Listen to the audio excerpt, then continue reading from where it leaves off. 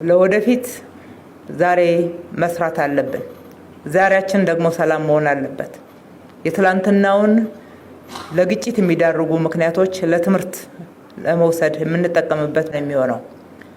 አንዱና ዋናው ትኩረት ያደረግንበት ሰላም ዘላቂ እንዲሆን፣ ሰላም አስተማማኝ እንዲሆን የህዝብን እሴት ማሳደግ ነው።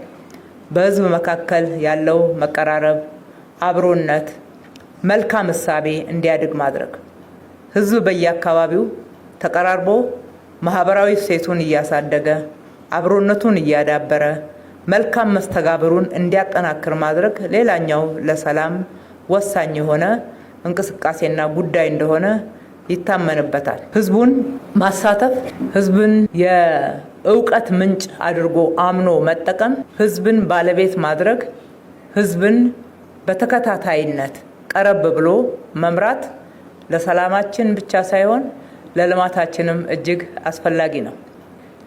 ሁለቱ ልማትና ሰላምን ነጣጥለን ልናይ አንችልም። ልማት ካለ ለዘላቂ ሰላም አስተዋጽኦ ያደርጋል። ዘላቂ ሰላም ካለ ልማታችን ቀጣይነትና አስተማማኝ እንዲሆን ያደርጋል። ህዝቡን የልማት ተጠቃሚ ማድረግም ለሰላማችን ሌላው አስተዋጽኦ የሚያደርጉ ጉዳይ አድርገን ማየቱና በዛው ልክ መለካት ተገቢ ይሆናል።